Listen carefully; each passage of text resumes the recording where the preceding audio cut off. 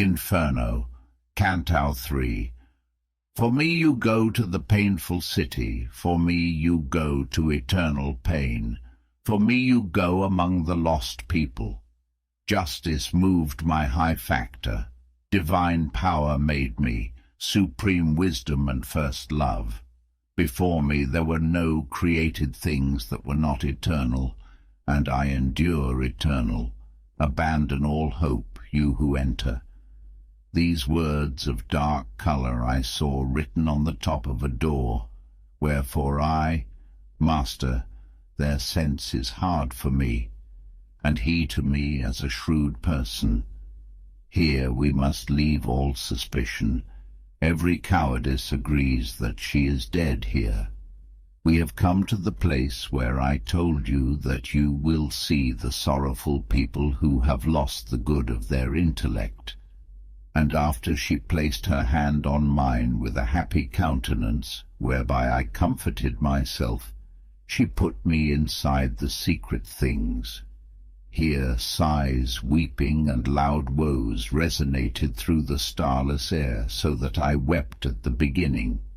Different tongues, horrible speeches, words of pain, accents of anger, high and low voices, and the sound of man with ele, they were making a tumult which always roams in that timelessly tinged aura, like the sand when it blows in the wind. And I, who had my head girded with error, said, Master, what is it that I hear? Ecce gente e che par nel duol si vanta. And he to me, this wretched way does not affect the sad souls of those who lived without infamy and without praise. Mixed with that bad chorus are the angels who were not rebels, nor were they faithful to God, but outside themselves. The heavens cast them out for not being less beautiful, nor does deep hell receive them, for the wicked would have no glory from them. And I, Master, what is so heavy for them that complaining makes them so strong? He replied, I will tell you very briefly. These have no hope of death, and their blind life is so low that they are envious of every other sort. Fame of them the world does not leave. Mercy and justice disdain them. Let us not reason about them, but look and pass.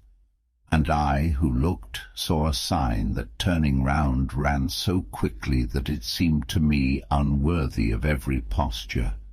And behind her came such a long train of people that I would not have believed that death had so destroyed them. After I had recognized someone, I saw and knew the shadow of him who made the great refusal out of cowardice. I immediately understood, and it was certain that this was the sect of the wicked, sorry to God and to the enemies on. These wretches, who were never alive, were naked and greatly stimulated by flies and wasps that were there. They streaked their faces with blood which, mingled with tears, was collected at their feet by annoying worms. And after I gave myself a further look, I saw people on the bank of a great river. Wherefore I said, Master, now grant me may I know what they are, and what custom makes them seem so ready to pass through, as I discern through the dim light. And he to me, things will make you happy when we stop our steps on the sad coast of Acheron. Then, with shameful and downcast eyes, fearing my words were not serious to them, I drew back to the river of speech. And behold, an old man coming by ship, white for ancient hair, shouting, Woe to you, wicked souls! Don't ever hope to see the sky. I come to take you to the other shore, the eternal darkness, in heat and frost. And you who are there, living soul, depart from these who are dead. But when he saw that I was not leaving, he said, By another way, by other ports you will come to the beach, not here to pass. Lighter wood should be carried. And the Duke said, "Karen, don't worry. You want it so there where you can, what you want, and ask no more." Quincy outquiet the woolly cheeks to the knock-ear of the livid swamp, who had flames wrote around his eyes. But those souls, who were lax and naked, changed colour and debated their teeth, quick to understand the crude words. They blasphemed God and their relatives, the humankind and the place and the time and the seeds of their seed and of their births. Then they all withdrew together, weeping loudly, to the wicked shore that awaits every man who fears not God. Charon Demonio, with eyes of Bragialoro pointing, collects them all. He beats with the oar whoever settles down. As in autumn, the leaves rise one after the other, until the branch sees all its remains on the ground. Likewise, the bad seed of Adam dropped from that dispute one, by signs like birds to recall him. Thus they go up the brown wave, and before they descend from there, a new group also assembles from here.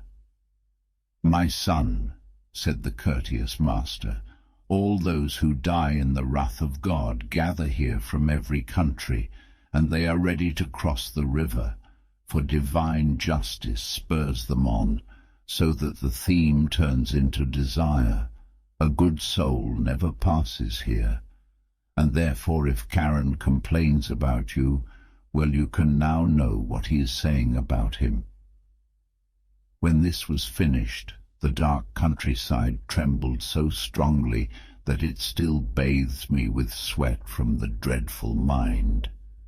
The weeping earth gave wind, which flashed a vermilion light which overcame every feeling in me, and I fell like a man who falls asleep.